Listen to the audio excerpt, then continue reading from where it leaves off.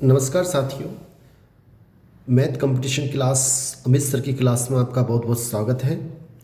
Second grade और first grade math subject से तैयारी करने वाले साथियों के लिए एक शानदार टॉपिक जो कि हमारा लगातार चल रहा था, उसी श्रृंखला में आज हम कॉलेज लेवल की प्रश्नावली जो कि 3 है, अचर गुणांक वाले रैखिक अवकल समीकरण का क्वेश्चन आता है। क्वेश्चन में हर साल आता है, उसे कैसे हल करते हैं आप देख लें। और आपको एक बात और बता दें, अगर ये आप सीखते हैं तभी आप चौथी प्रश्नावली, पांचवी और छठी कर सकते हैं। ये बेस है उनका, ठीक है। इनकी पहले हम सूत्र देखेंगे, फिर हल करना सीखेंगे। देखो, रैखिक अवकल समीकरण, इसका जो हल होता है व्यापक हल, उसके लिए आपको 2 चीज़ें निकालनी होती हैं, एक तो CF और एक PI। इन दोनों को जब निकाल के जोड़ देते हैं तो वो उस रैखिक अवकल समीकरण का हल होता है। अब CF निकालते कैसे हैं, क्या होता है, उसके बारे में हम जानकारी लेते हैं। देखो, CF कॉम्प्लीमेंट्री फंक्शन होता है, इसलिए इसके शॉर्ट में CF लिख देते हैं। पूरक फलन इसे बोलते हैं।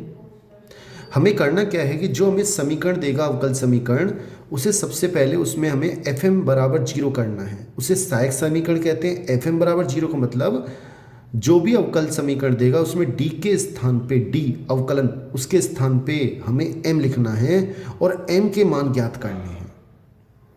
फिर सुने, पूरक फलन सबसे पहले ज्ञात करेंगे। उसके लिए हमें जो अवकल समीकरण देगा उसमें D के स्थान पे M लिखेंगे और FM बराबर 0 करके, जिसे हम सहायक समीकरण एक्सक्लूसिव इक्वेशन भी बोलते हैं, उससे हम M के मान ज्ञात करते हैं। और जब M के मान आएंगे उसी हिसाब से हमें CF का मान लिखना है। अब उसके लिए 3 केस हैं कि M के मान कैसे कैसे प्राप्त हो सकते हैं, आप देख लें। साथियों देखो, ये पहला केस है जब M का मान वास्तविक या भिन्न भिन्न हो। M के मान वास्तविक हो और भिन्न भिन्न हो। जैसे M का मान M1, M2, M3 इस तरह से मिले तो आप CF क्या लिखेंगे, C1 e की पावर M1x, C2 e की पावर M2x, ऐसे ही चलते जाएंगे। सर समझ में नहीं आया? मतलब कहने का ये मतलब है वास्तविक मान प्राप्त हो। जैसे मान लो 1, 2, 3 ये मिल रहे हैं आपको, तो आप CF क्या लिखेंगे, C1 e की पावर M1 का मान कितना आ गया 1, तो 1 × x, C2 e की पावर 2x, C3 e की पावर 3x, जो भी मिले प्लस अप टू सो, इस तरह से जितने मिलेंगे हम लिखेंगे। ये फर्स्ट स्थिति में है। केस सेकंड, कभी बार ऐसा होता है कि वास्तविक मान तो प्राप्त हो रहे हैं, पुनरावर्त होने लग जाते हैं। जैसे मान लो 2, 2, 3, 4 इस तरह से मिले, तो इनकी 2 मान अगर समान आते हैं तो CF का मान क्या होगा, पहले आपको ब्रैकेट में C1 + C2x अगर 2 मिले तो, और 3 मिलते हैं तो C1 + C2x + C3x²। क्वेश्चन हल करेंगे जब हम देखेंगे। अगर 2 मान समान मिले M1, M2, तो आप क्या लिखेंगे, C1 + C2x e की पावर M1x, C3, फिर जो अलग अलग मिले उनके लिए। ऐसे एक एग्जांपल से समझ लें।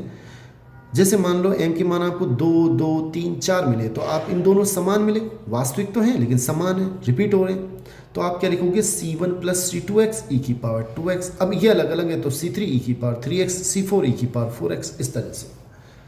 और बाई चांस अगर 2, 3 बार आए तो C1 + C2x + C3x², फिर लिख देना। क्वेश्चन करेंगे जब देखेंगे।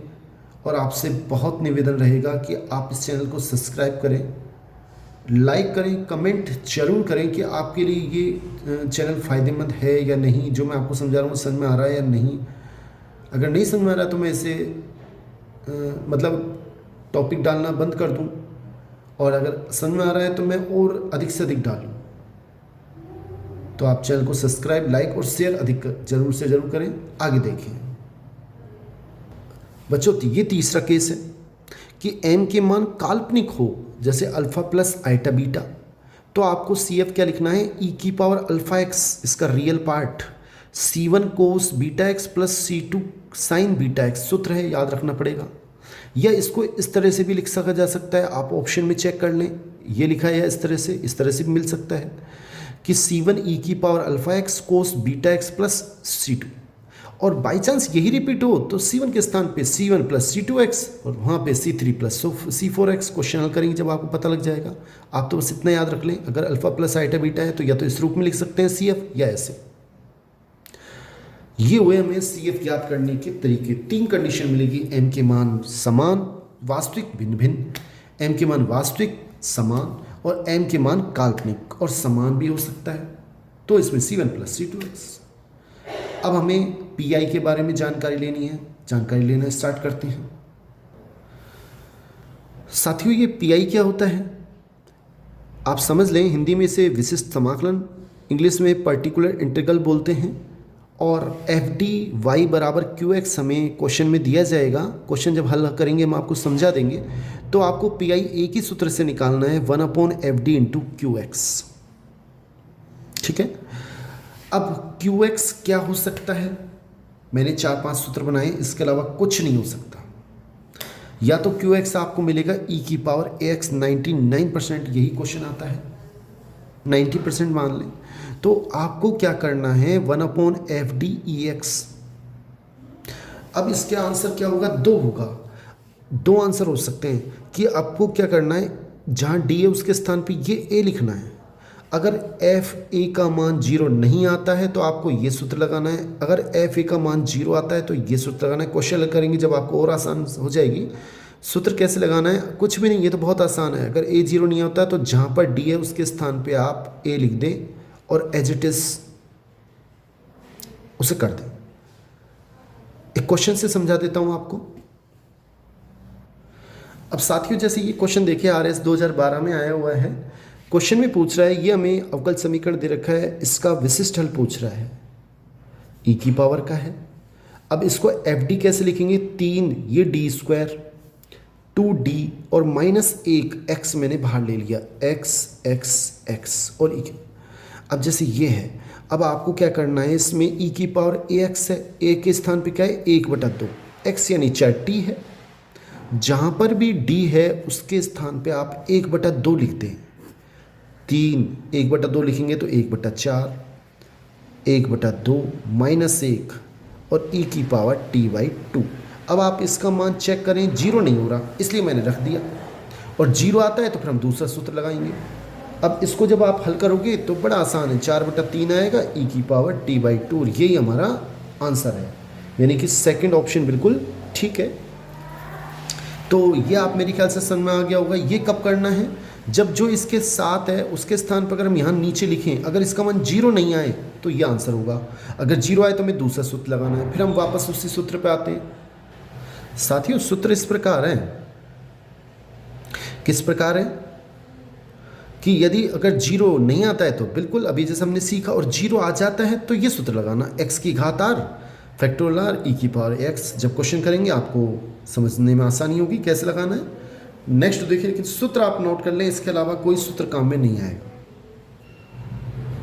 साथियों, ये दूसरा सूत्र है, बाई चांस ही किसी में काम आ सकता है, आप इतना इसमें पेन ना लें। पहला सूत्र आप विशेष ध्यान रखें, तीसरा और चौथा डायरेक्ट पूछा जा रहा है, कई बार पूछा जा चुका है, आप इसको याद रखना है। 1/d² + a² का मान, ये किसी भी क्वेश्चन में डायरेक्ट काम में नहीं आएगा, बस इसको आप टाइट याद रख लें। मेरे ख्याल से आपको समझ में आ रही है मेरी बात। हल कैसे करते हैं, 2-4 में क्वेश्चन कराऊंगा, समझ में आ जाएगा। और नेक्स्ट मिलता है 1/FD x⁴n। इसमें क्या करना पड़ेगा, आपको 1 + x⁴n का सूत्र लगाना होगा d के रूप में। वो कैसे करते हैं क्वेश्चन से समझ में आ जाएगा। और लास्ट छठा, अगर इस टाइप में मिले, जैसे यहाँ पे खाली, उसमें अभी हमने पढ़ा था पहले सूत्र में e⁴ax, अब यहाँ पे कुछ और मिल सकता है, जैसे x मिल गया, x² मिल गया, तो आप इसको पहले आगे ले लें इसको, और जहाँ जहाँ d है उसके स्थान पे d + a लिख दें और इंटू v, और फिर v क्या होगा, जैसे x होगा, x² होगा, उसको फिर इसकी तरह अपने हल कर देंगे। ये 6 सूत्र हैं, इसके अलावा कोई सूत्र नहीं है। साथियों, नेक्स्ट पार्ट में हम क्वेश्चन हल करेंगे, लेकिन आपसे निवेदन है कि आप इस चैनल को सब्सक्राइब करें, लाइक करें, अधिक से अधिक कमेंट करें, ताकि मैं आपको वीडियो जल्द से जल्द डाल सकूं। बहुत बहुत धन्यवाद।